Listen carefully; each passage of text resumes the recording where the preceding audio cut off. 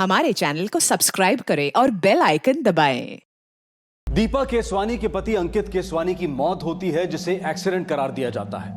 Police को लगता है कि दीपा झूठ बोल रही है और दरअसल ये एक एक्सीडेंट नहीं, मर्डर है। सच क्या है, आज के एपिसोड में हम देखेंगे इस केस का दूसरा और आखिरी भाग।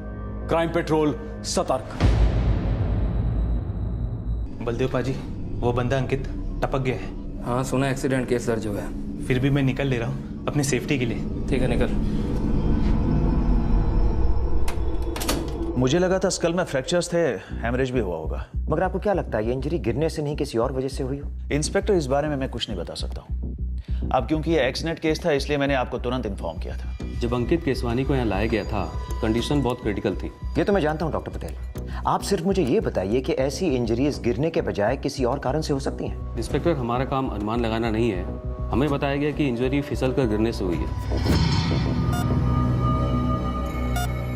डॉक्टर, पेशेंट को पहले तपस हॉस्पिटल में लेके गए थे।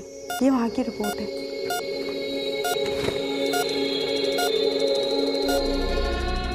स्कल में काफी फ्रैक्चर है। काफी गहरा कंकशन भी है। 3 दिन बाद ही हेमरेज की वजह से पेशेंट की डेथ हुई। डॉक्टर पटेल, मुझे शक है कि ये इंजरी फिसलकर गिरने से नहीं हुई है, जैसे कि पेशेंट की बीवी ने बताया। आई एम सॉरी इंस्पेक्टर, मैं आपके शक को सही साबित कर सकता हूँ ना गलत। सर, माने दीपा, सूरज दोनों के फोन रिकॉर्ड्स निकलवाओ और अंकित के भी। इनफैक्ट अंकित के बारे में मैं हर छोटी सी छोटी डिटेल जानना चाहता हूँ। वो कौन था, क्या करता था, सब कुछ। सर, अगर पोस्टमार्टम हुआ होता तो हमारे पास ठोस सबूत होता कि एक्सीडेंट था या कुछ और। पोस्टमार्टम तो उन्होंने होने नहीं दिया मने। मौत के 3 घंटे बाद सीधा क्रिमेशन। अब इस सारे मामले का पोस्टमार्टम हम करें। मम्मी, मैं मैनेज कर लूँगी। मेरी देखभाल वगैरह की कोई ज़रूरत नहीं है। तुम प्लीज़ लौट जाओ। कैसी बातें कर रही है तू? यहाँ अकेले रह के क्या करेगी? कुछ दिन हमारे साथ रह ले, अच्छा लगेगा। मैं कुछ दिन अकेले रहना चाहती हूँ।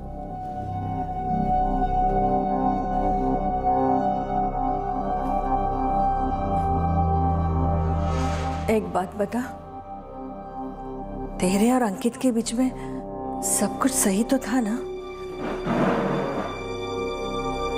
बस यही बाकी रह गया था कि मेरी अपनी माँ भी मुझ पे शक करे कि मैंने अपने पति को मार डाला। कैसी बातें कर रही है तू? पागल हो गई है? मैंने तो बस यूं ही पूछ लिया था। तेरी फिक्र हो रही थी ना, इसलिए।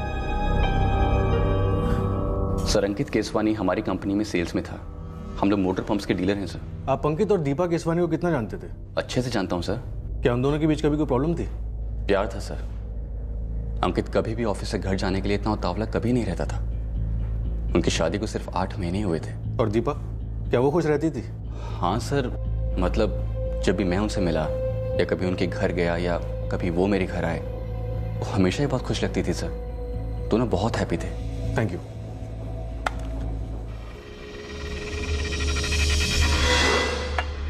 तुझे पता भी है क्या बोल रहा है तू? और वो भी किसके बारे में? तो तुझे क्या लगता है अंकित कि मुझे ये सब कहने में बहुत अच्छा लग रहा है? और अगर फिर भी मैं कह रहा हूँ तो जाहिर सी बात है ना कि मैं जानता हूँ कि मैं किसके बारे में क्या कह रहा हूँ। दोस्त है ना, तो इसीलिए बता रहा हूँ। सर, दीपा, अंकित और सूरज तीनों के फोन रिकॉर्ड चेक किए, लेकिन कुछ भी अटपटा नहीं मिल रहा। माने, ये देखो, 5 जून की रात को 9:30 बजे दीपा केसवानी को एक फोन आया था और उसके हिसाब से उसी रात को 10:30 बजे उसका पति घर आकर फिसला था। ये 9:30 बजे वाला कौन? हाँ सर, ये नंबर 44456758 वाशिका लैंडलाइन है। सर, पीसीओ के मालिक से मेरी बात हुई। एज यूजुअल सर, कॉल किसने किया उसे याद नहीं। और दीपा केसवानी का क्या कहना है? किसका कॉल था? सर, वो कह रही थी कि रॉन्ग नंबर था। 9:30 बजे 5 जून को शायद से कोई रॉन्ग नंबर रहा होगा। हाँ, याद आया, रॉन्ग नंबर ही था। श्योर दीपा जी? आप लोग इंसान को मशीन समझते हो क्या? उस रात मेरे पति बहुत बुरी तरह से जख्मी हुए। 3 दिन के बाद उनकी डेथ हो गई और आप चाहते हैं कि मैं कोई टुच्चा सा रॉन्ग नंबर याद रखूं?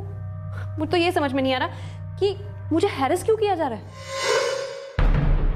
कुछ ज्यादा जल्दी ही चिढ़ जाती हैं ये मिसेस दीपा केसवानी।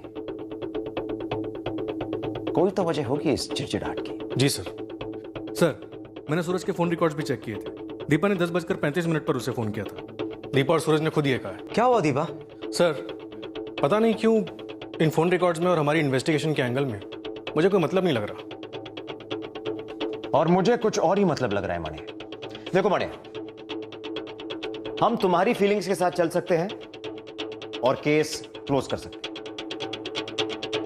या फिर मेरी फीलिंग्स के साथ चलें तो शायद कुछ निकल सकता है, और नहीं भी निकला तो हमने कुछ नया सीख लिया होगा इंसानों इन्वेस्टिगेशन दोनों के बारे में। बिल्कुल सर। मणे, इस सूरज का पूरा बैकग्राउंड निकलवाओ। वो और दीपा कॉलेज के दोस्त थे, और उस ऑटो रिक्शा वाले को ट्रेस करो जिसने सूरज दीपा की मदद की थी अंकित केसवानी को लोकल क्लिनिक तक पहुंचा। सर। साहब, सूरज कटारी की पूरी हिस्ट्री कल तक आपके हथेली में होगी। लेकिन ये ऑटो वाला। हाँ, वो ऑटो वाला जो उस रात उन्हें क्लिनिक में लेकर गया था।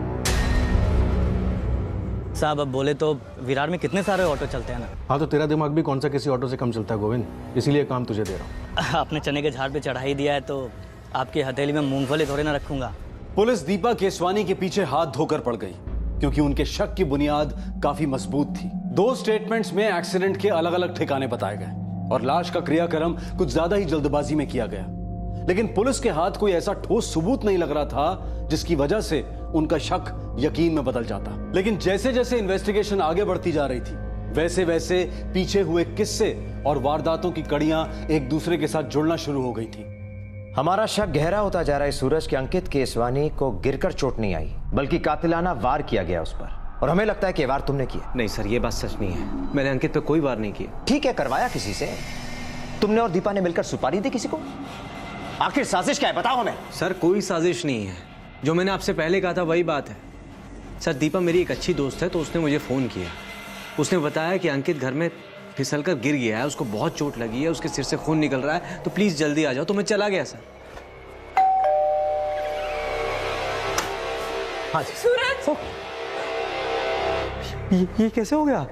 यहाँ पानी था, अंकित का पैर फिसल गया। यही सच है सर। कॉलेज की फ्रेंडशिप है तुम दोनों की। ये बात मैं आपको पहले भी बता चुका हूँ सर। मगर ये नहीं बताया कि तुम दोनों सिर्फ दोस्त नहीं थे, अच्छा खासा अफेयर था तुम्हारा। तुम दीपा के साथ शादी करना चाहते थे ना?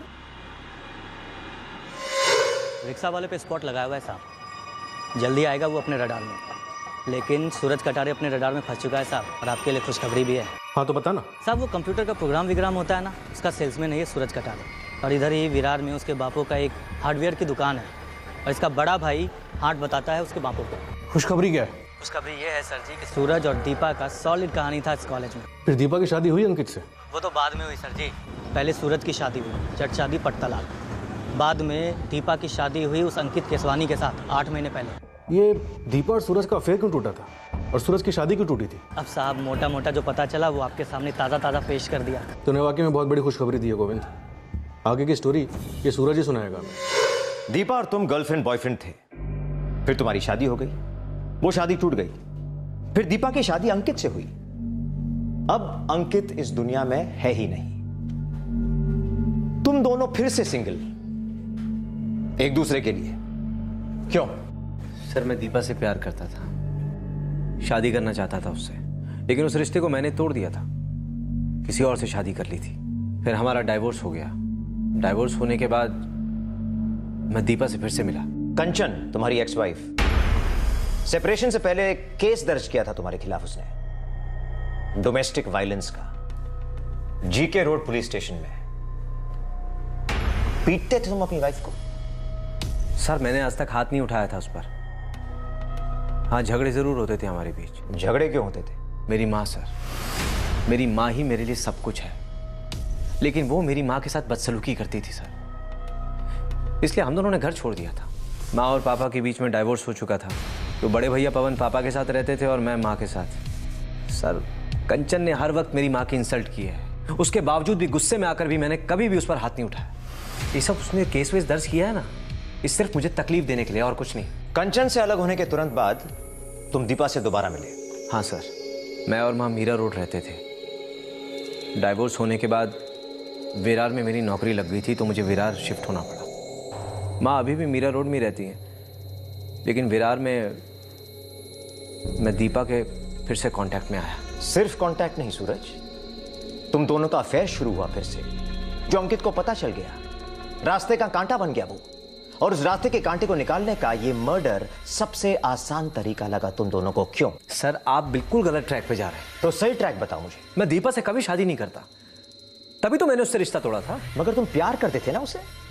हाँ मैं प्यार करता था उससे। तो ब्रेकअप की वजह क्या थी?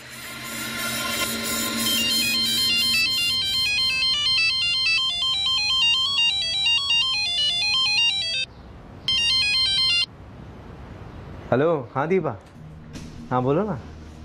हाँ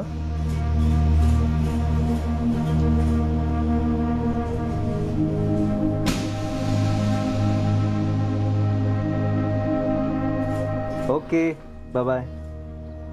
कौन है ये दीपा? फ्रेंड? गर्लफ्रेंड है भैया। फेक तो नहीं रहा ना तू? क्यों भैया, गर्लफ्रेंड होना गुनाह है क्या? नहीं नहीं, बिल्कुल नहीं। यही तो उम्र है टाइम पास की। टाइम पास नहीं है भैया, 2 साल हो गए हम लोगों के अफेयर को। इनफैक्ट उसके कॉलेज खत्म होने के बाद हम लोग शादी का सोच रहे हैं। तेरा दिमाग तो खराब नहीं हो गया ना? क्यों भैया, क्या हो गया? तू जानता है इस लड़की को? हाँ भैया, मैंने आपको बताया ना, 2 साल से हम लोगों का अफेयर चल रहा है। बहुत अच्छी तरह जानता हूँ दीपा को। पूरा नाम दीपा चड्डा, राइट? और नंबर है उसका 4448988767। अब पूछ मुझे, मैं कैसे जानता हूँ? कैसे जानते हैं आप? अभी तक तो नहीं जानता हूँ, लेकिन अगर जानना चाहूँ ना तो वो खुद सामने से आ जाएगी, सिर्फ एक फोन करने पे। कैसे बकवास करें भैया आप? बकवास नहीं कर रहा हूँ मैं। देखना है तुझे? ये देख।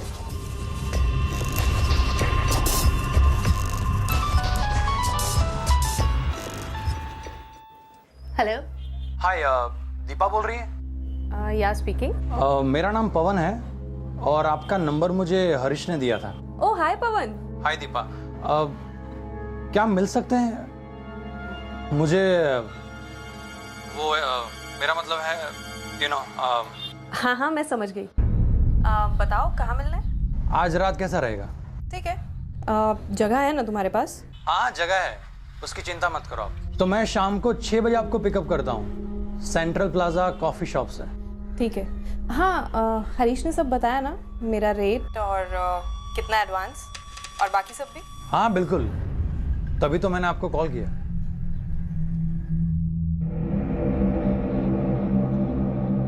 देख भाई, ये तेरी लाइफ है, लेकिन अगर मुझे पता है कि लड़की तेरे लायक नहीं है तो लाल झंडी दिखाना मेरा फर्ज है। बाकी तू देख ले।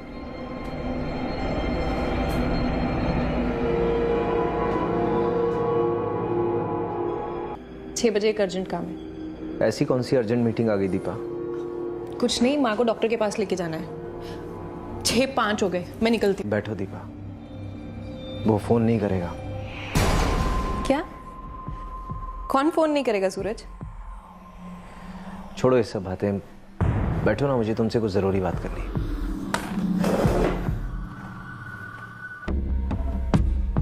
आज अचानक ऐसी बात? दीपा, मुझे नहीं लगता कि हमारा रिलेशन तुम्हारे लिए कोई मायने रखता है या कोई मतलब रखता है। तुम बात को गोलमोल क्यों घुमा रहे हो? पवन। तुम्हें कैसे पता? क्योंकि उस वक्त पवन ने मेरे सामने फोन स्पीकर में लगा के तुमसे बात की थी दीपा। तुम्हारे साथ डील फिक्स हुई थी उसकी। ये नहीं पूछोगी कि मैं पवन को कैसे जानता हूं? दरअसल वो मेरा बड़ा भाई। इत्तेफाकन उसे मालूम चल गया था कि मैं तुमसे प्यार करता हूं, तुमसे शादी करने के बारे में सोच रहा हूं, जो कि अब तो पॉसिबल नहीं है। मुझे गुस्से से ज्यादा दुख हो रहा था। दीपा बहुत अच्छी लड़की है सर, बस उसने अपनी जिंदगी ऐसे जीने की सोची। प्रोस्टिट्यूशन में थी दीपा? सर मैं इस शब्द का इस्तेमाल नहीं कर सकता उसके लिए। मैं बस ये कहूंगा कि वो शायद एक आदमी के साथ जुड़कर खुश रहने वाली लड़की नहीं। अंकित से तो जुड़ गई, उसे पता था। मुझे नहीं पता सर। मैं बस इतना जानता हूँ, जब मैं दीपा से दोबारा मिला तो उसकी शादी हो चुकी थी अंकित के साथ, और वो लोग मुझे काफी खुश दिखे। तुम्हें क्या लगता है सूरज, दीपा ने अंकित को मार डाला? नहीं सर, मुझे ऐसा नहीं लगता। वो बेशक अलग मिजाज और अलग तरह से जीने वाली लड़की है, वो अपने में खुश रहती है, लेकिन वो किसी को इस तरह का नुकसान नहीं पहुंचा सकती। हो सकता है अंकित को दीपा के अतीत के बारे में पता चल गया हो, दोनों के बीच में झगड़ा हुआ हो, और गलती से दीपा के हाथों अंकित का मर्डर हो गया। मुझे चांस कम लग रहा है सर, फिर भी मैं ये बात दावे से नहीं कह सकता। पता है मैंने मुझे क्या लगता है, इस सूरज और दीपा के बीच में अफेयर चल रहा था। अंकित को इसके बारे में पता चला, उसने दोनों को धमकाया होगा। या फिर हो सकता है अंकित को दीपा के पुराने किसी अफेयर के बारे में पता चला हो, या फिर सूरज के अलावा उसने उसे किसी और के साथ पकड़ लिया हो। पॉसिबल। मगर बात यह है कि अंकित ने दीपा को रंगे हाथ पकड़ा होगा, दोनों के बीच में गर्मा गर्मी हुई होगी, और इस गर्मा गर्मी में दीपा ने शायद उसे धक्का दिया या फिर वार करने की कोशिश की। जान लेने का इरादा नहीं हुआ होगा, मगर जान तो गई, इसलिए मर्डर केस बनता है। हो सकता है सर, लेकिन अभी तक हमारे हाथों में कोई ठोस सबूत नहीं है। इस वक्त नहीं है, मगर इसका मतलब यह नहीं कि सबूत है ही नहीं। माने सबूत है, सबूत है।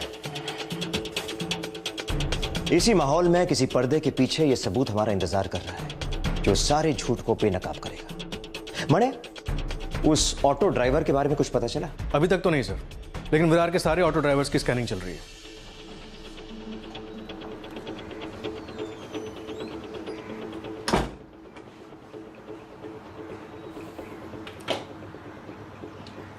सच बोलना चाहिए था। क्या मतलब है तुम्हारा? दीपा, पुलिस ने झूठ तो पकड़ ही लिया है ना। ना झूठ पकड़ा जाता ना हम पकड़े जाते।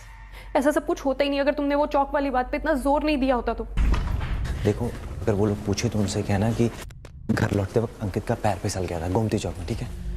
क्यों? अरे क्योंकि उस वक्त तुम और अंकित घर पे अकेले थे, सारा शक तुम पे जाएगा। उन्होंने उस एक स्टेटमेंट की बाल की खाल निकाल दी, फंसा दिया हमें। दीपा, जितना टेंशन में तुम थी उतना ही मैं भी था, लेकिन ये सब तुम्हें तुम्हारे घर पे होने ही नहीं देना चाहिए था। तुम्हें ये चौक वाली बात तपस हॉस्पिटल में क्यों नहीं याद आई? अरे मुझे क्या मालूम था कि तुम वहां जाके ये बोल दोगी कि ये सब घर पर ही हुआ। देखो सूरज, जो हो गया सो हो गया। अब प्लीज अपने मुंह से ऐसी कोई बात मत निकालना या ऐसा कुछ मत करना जिससे बात और बिगड़ जाए। मैं उन लोगों से कह चुकी हूँ, हड़बड़ाहट में मेरे मुंह से निकला था कि अंकित गोमती चौक में फिसल कर गिरा। जो वो बिल्कुल ही नहीं मान रहे हैं। उनको पूरा शक तुम पर है दीपा। जिस तरह से अंकित का अंतिम संस्कार किया गया ना जल्दबाजी में, उससे उनका शक और बढ़ गया है।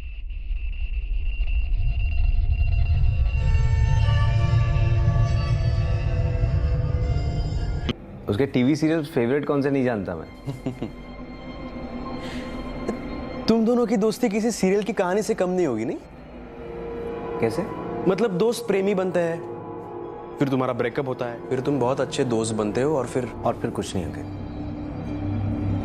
हम लोग सिर्फ दोस्त बनते हैं, सिर्फ दोस्त। तुझे पता भी है क्या बोल रहा है तू? और वो भी किसके बारे में?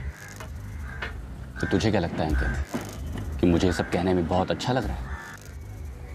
लेकिन तुझे कब से मालूम है? देख यार, तेरी शादी के वक्त मैंने फर्स्ट टाइम दीपा को देखा था, तब मैं ये सब कुछ कह ही नहीं पाया यार। मतलब तू? तेरी शादी से कुछ ही दिनों पहले मैं तेरी बीवी के साथ गया था एक होटल रूम में, लेकिन मुझे लगा कि वो उसका अतीत है यार। शायद वो बदल गई होगी, शादी के बाद अपनी एक नई जिंदगी शुरू करने वाली है, लेकिन क्या? लेकिन वो नहीं बदली है यार। अंकित, दीपा आज भी होटल रूम्स में जाती है और घंटों के हिसाब से चार्ज करती है। बस जब मेरा कलीग अजय कोहली मुझे सब बता रहा था, तब मैं कुछ ज्यादा शॉक नहीं हुआ, क्योंकि कुछ और लोगों से भी मुझे ये बात सुनने में आई थी। अच्छा, दीपा जानती है कि तुम उसके बारे में सब जानते हो? देखो, मैं नहीं चाहता कि वो कभी जाने कि ये बात मुझे मालूम है, लेकिन अगर ये बात खुल गई ना तो उसकी इज्जत उछलेगी, और मैं नहीं चाहता कि वो मेरे सामने जलील हो। तो जो बोलेगा वो करूँगा। बस जैसे भी हो, तुम दीपा को इस लत से छुड़वाओ बस। उसे टीवी का नहीं, मर्दों का एडिक्शन है, और सिर्फ तुम ही उसे इस एडिक्शन से दूर करवा सकते हो। Can you help me please?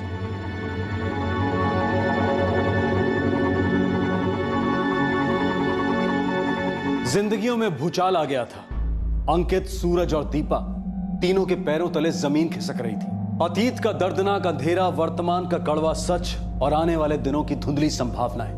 इन तीनों मझधारों के बीच एक ही नाव में सवार ये तीन मुसाफिर एक दूसरे से आंख नहीं मिला रहे थे, सच से कतरा रहे थे। क्या इन तीनों की कश्मकश के बीच कोई एक्सीडेंट हुआ था? क्या एक ऐसा एक्सीडेंट हुआ था जिसे पुलिस अब मर्डर मानकर चल रही थी? आखिरकार इस केस की हकीकत पर इन्वेस्टिगेशन ने कील ठोकी थी।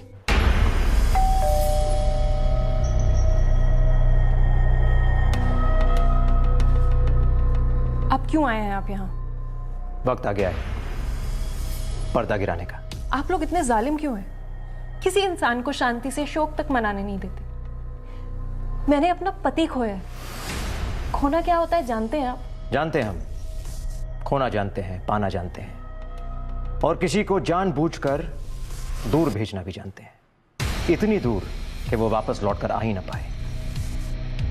देखिए मिसेस केसवानी, जब एक जुर्म होता है ना, तो मुजरिम के जो करीबी होते हैं वो एक झूठ छिपाने के लिए लाख झूठ बोलने को तैयार होते हैं, और बोल भी देते हैं। मगर अजनबियों पे दोस्ती का ऐसा कोई बोझ नहीं होता, वो हमेशा सच बोलते हैं।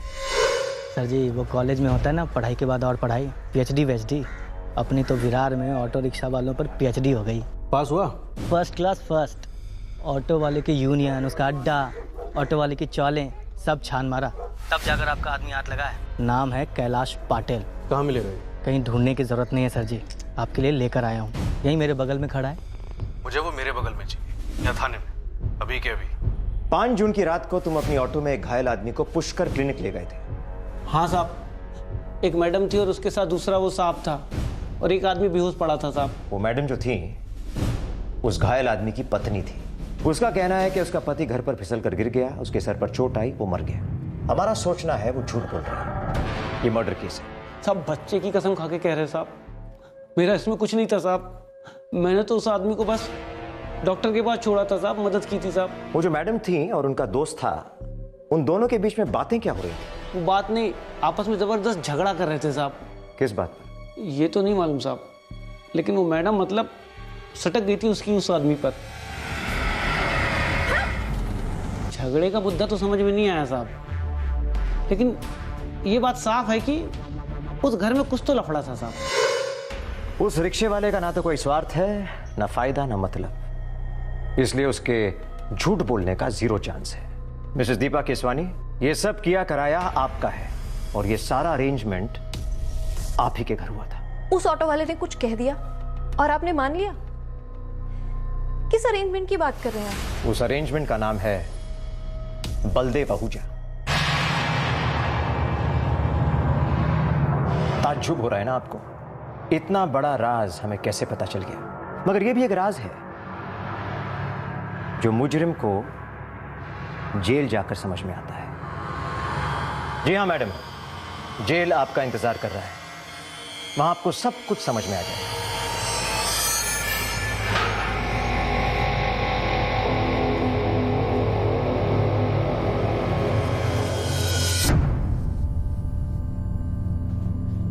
आइए मिसेस केसवानी, बैठिए। वैसे मिस्टर बलदेव आहूजा हमारे दूसरे मेहमान खाने में है, अच्छी खासी खातिरदारी की जा रही है उनकी। बैठिए। एक राज की बात खोलूं आप दोनों से। वैसे इस केस की सारी कड़ियां हमने तकरीबन पहले ही जोड़ ली थी, बस एक कड़ी बाकी थी आपकी।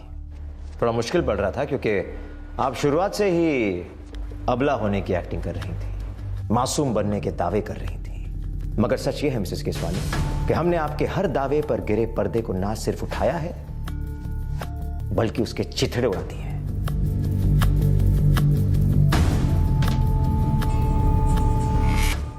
सूरज के कबूलनामे के बलबूते पर पुलिस इस केस के छुपे हुए खिलाड़ी बलदेव आहूजा तक पहुंच गई थी। आखिर में दीपा केसवानी को भी घेर लिया गया और सच सामने आया। अंकित केसवानी की मौत एक एक्सीडेंट होने के बावजूद भी एक कत्ल था, एक अटैक हुआ था, एक साजिश हुई थी। बलदेव, रात को दूध वाला बैग दरवाजे पर लटकाना मत भूलिएगा। तुम सुबह से 3 बार बोल चुकी हो, मैं चाहूंगी ना तो भी नहीं भुला पाऊंगा। दूध उबाल कर ही फ्रिज में रखना। ओ यार पम्मी, तुम 10 दिन के लिए अपनी मम्मी के यहाँ पे जा रही हो और लेक्चर मेरे को ऐसे दे रही हो जैसे पता नहीं बॉर्डर पे कोई जंग लड़ने जा रही हो। मायके जाके कहीं मेरे को भूल मत जाना। भूल जाती हो तो फोन भी नहीं करती हो। ऐश तो तेरी है भाई बलदेव। हाँ मेरी भी ऐश है। वैसे ये बता भाभी गई कहाँ है? हाँ भाई 10 दिन के लिए मायके गई हुई है। भाई मैं तो ये 10 दिन पूरे मजे करने वाला हूँ। हाँ वो तो तेरा फोन आया था तभी पता लग गया था मुझे। अच्छा यार भाई एक काम है, कोई है क्या आइटम? क्या बोल रहा है बे? समझा करे यार, कोई अच्छी सी कॉल गर्ल एस्कॉर्ट टाइप। यार देख मेरे को कोई होटल वोटल में तो जाना नहीं है, तो कोई दिला देना यार, मतलब जो घर पे आके तेरे भाई को 5 स्टार ट्रीटमेंट दे दे। ओए बलदेव, तूने मुझे समझ के क्या रखा हुआ है? मेरा वो मतलब थोड़े था मेरे भाई। मैं ये कह रहा हूँ कि तूने कभी अपने घर पे बुलवाया होगा या तेरे किसी फ्रेंड ने, तो कोई तो कॉन्टेक्ट नंबर शंबर होगा ना यार। कितनी अजीब बात है ना। तुम्हारा पति अंकित तुम्हारे बेस्ट फ्रेंड सूरज से रिक्वेस्ट करता है, मैं अपनी बीवी से बहुत प्यार करता हूं, उसे समझाओ जरा, वो गैर मर्दों के साथ न जाए। और तुम्हारा बेस्ट फ्रेंड सूरज क्या करता है? अंकित की मदद करने के बजाय वो तुम्हारी मदद करता है नए कस्टमर्स ढूंढने के लिए। मतलब भरोसा, इंसानियत, जुबान, इन सब चीजों की कोई अहमियत ही नहीं रही दुनिया में। क्यों सूरज? ए दीपा, बलदेव मेरा दोस्त है यार, स्पेशल फ्रेंड है। लेकिन तुम्हारे स्पेशल फ्रेंड के लिए कोई स्पेशल डिस्काउंट नहीं होगा सूरज। उसको बता देना फुल कैश एडवांस में। पैसे की टेंशन मत ले, एकदम मालदार पार्टी है। एक्चुअली उसकी वाइफ गई हुई है कुछ दिन के लिए घर से बाहर, तो बलदेव साहब थोड़ी सी ऐश करना चाहते हैं। ठीक है, तो उसका नंबर मुझे SMS कर दो। मैं देखती हूँ कि तुम्हारे स्पेशल फ्रेंड को कब और कितनी मस्ती मारनी है। Yes darling, when you come I ready any time. आज रात फ्री हूँ, लेकिन पूरा एडवांस रहेगा। सूरज ने बताया तो होगा ना? अरे एडवांस की क्या बात कर रही हो डार्लिंग, तू बस आज रात मेरे को खुश कर दे, तेरे को 10 दिन का एडवांस आज ही दे दूंगा। Okay baby. अंकित, मैं आज रात को अपनी फ्रेंड के यहाँ जा रही हूँ। एक्चुअली उसकी थोड़ी क्राइसिस चल रही है। सुबह 7 साढ़े 7 बजे तक आ जाऊंगी। ओके?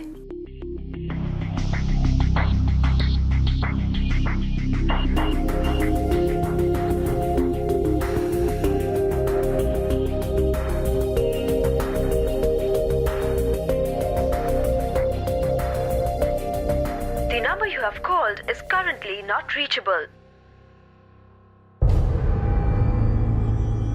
नहीं आई मतलब? नहीं यार कोई इशू होगा, वैसे बहुत प्रोफेशनल लड़की हो। अबे काहे की प्रोफेशनल पे? 9:30 बजे आने वाली थी, 11:30 बजने वाले हैं। अरे यार मैं ड्रिंक पे ड्रिंक पिए जा रहा हूँ और मैडम ने अपना फोन स्विच ऑफ करके रखा हुआ है। देख यार बलदेव, अब मैं कुछ नहीं कर सकता। मैंने तुम लोगों को मिलवाया, तुम लोगों की बात हुई, अब तुम लोगों के बीच में जो कुछ भी है, प्लीज यार बलदेव उसमें मुझे इन्वॉल्व मत कर। तो अब सारी रात अकेले कैसे घसीटूं?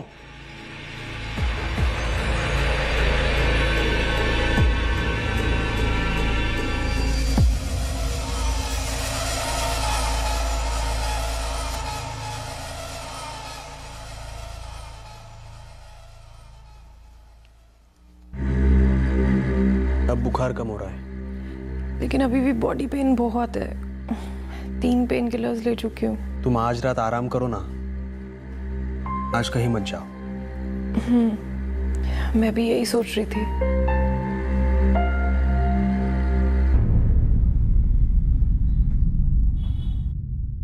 हेलो दीपा, क्या बकवास है ये? सॉरी बलदेव, लेकिन मेरी तबीयत बहुत खराब है, मैं उठ ही नहीं पा रही हूँ। अरे यार एक फोन तक नहीं किया तुमने, मैं 2 दिन से वेट किए जा रहा हूँ। तो क्या करूँ? ऐसे आऊँ? क्या एंजॉय करोगे तुम? मैं कल तक ठीक हो जाऊंगी, फिर आती हूँ।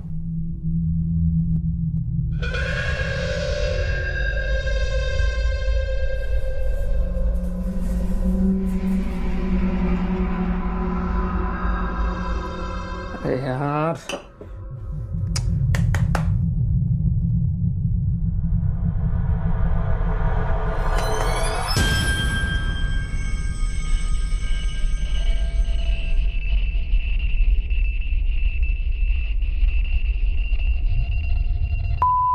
साले तेरे को भी आज ही खराब होना था। नहीं चलते।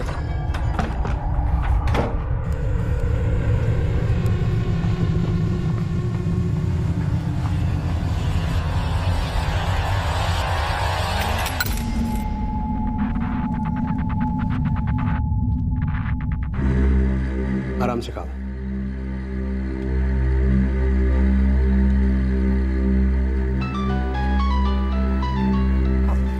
तुम मत उठो, मैं देखता हूँ। नहीं, तुम खाना खाओ, खाना मत छोड़ो, मैं देखती हूँ।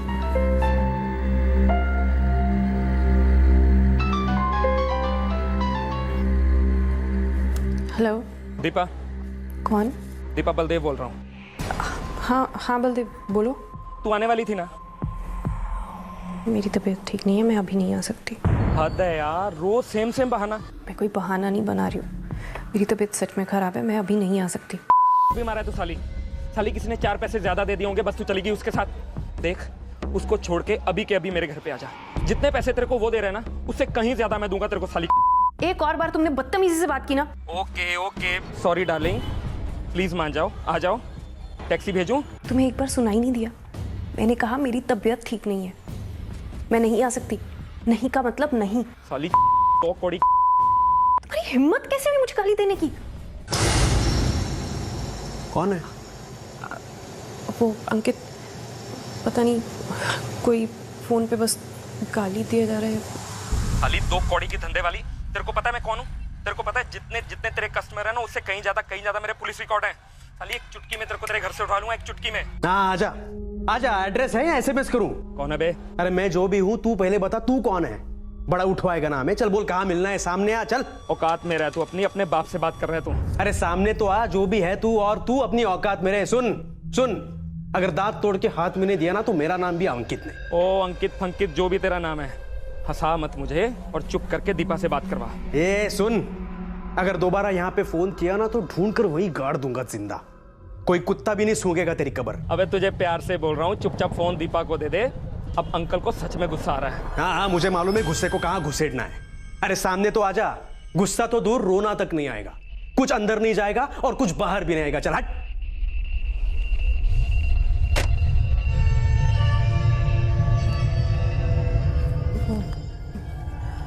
मैं नहीं जानती कौन था।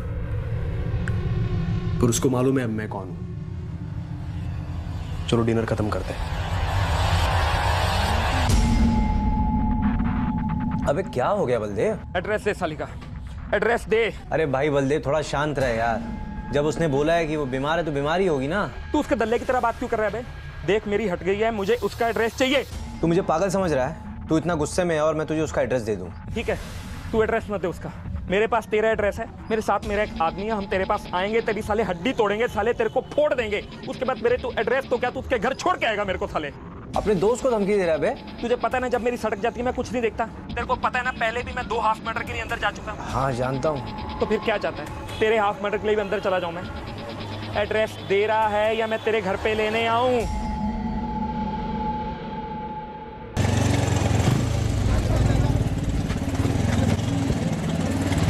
रॉड लिया सीट के नीचे। चल विरार निकाल। एक काम करना है उल्टू, पता नहीं हाफ या क्वार्टर तो पक्का है, साला अपने पैर पे नहीं चलना चाहिए। निकाल।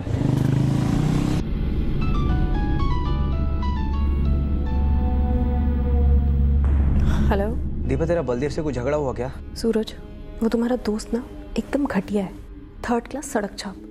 उसको समझ में नहीं आता कि मेरी तबीयत खराब है, मैं नहीं आ सकती। फोन पे फोन किए जा रहे हैं। दीपा, उसने मुझे धमका कर ना तेरा एड्रेस ले लिया। सूरज, तुम्हारा दिमाग तो खराब नहीं हो गया? तुमने उसको मेरा एड्रेस दे दिया। यार मैं क्या करता, मुझे जान से मारने की धमकी दे रहा था वो। और तुमने मेरी जान खतरे में डाल दी। तुम्हारा दिमाग खराब हो गया। तुम मेरा एड्रेस कैसे दे सकते हो उसे? तुम्हें पता है अंकित घर पे है और उसकी लड़ाई अभी अंकित से हुई है। मैंने कहा था कोई रॉन्ग नंबर है। मैं डर गया था यार। तुम्हें ये नहीं करना चाहिए था। तुम नहीं जानते, हम लोग बहुत बड़ी मुसीबत में फंस गए हैं। तू देख लेना यार, हैंडल कर दे।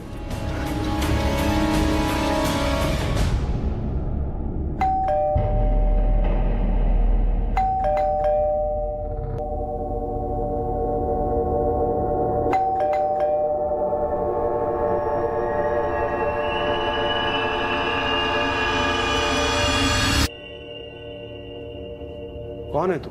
मुझे सामने आने के लिए बोला था ना, ले तेरा बाप तेरे सामने खड़ा है। बलदेव प्लीज। बोल। बलदेव बाजी, ये तो उल्टू हो गए। चलो निकलते हैं यहाँ से। चलो चलो चल निकल। अंकित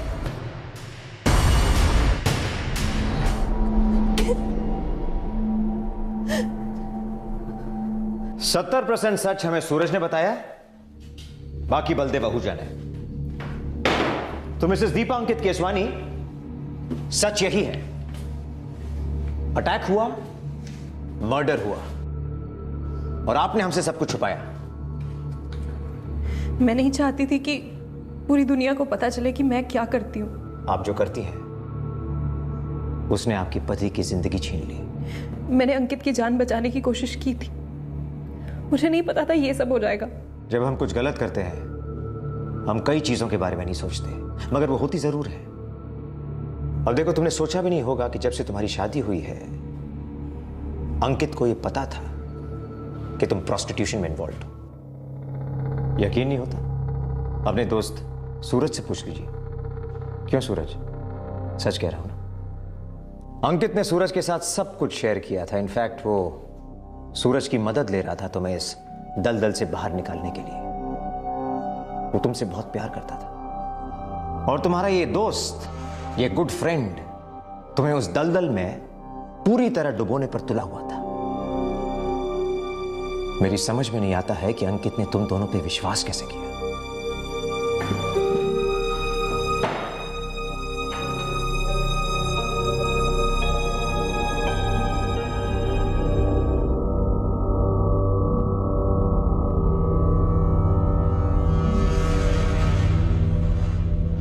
एक बात कहूं, मैं सालों से जानती थी कि तुम अलग अलग मर्दों के साथ घूमती हो।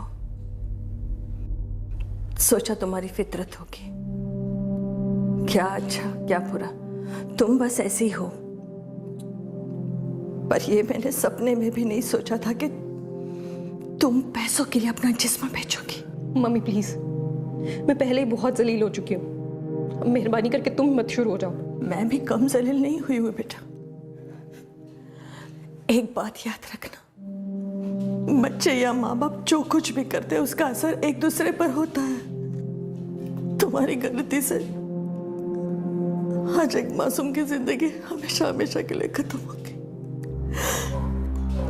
एक ऐसा मासूम जो तुमसे बेहद प्यार करता था, तुम्हारे बारे में सब कुछ जानते हुए तुमसे बेहद प्यार करता। सब गलती से हुआ, एक एक्सीडेंट था। मैंने कभी किसी का बुरा नहीं चाहा, और अंकित के साथ ऐसा हो तो मैंने कभी नहीं चाहा। मैं सिर्फ अपनी जिंदगी अपने तरीके से जीना चाहती थी। मैंने कभी सपने में भी नहीं सोचा था कि ऐसा कुछ हो जाएगा।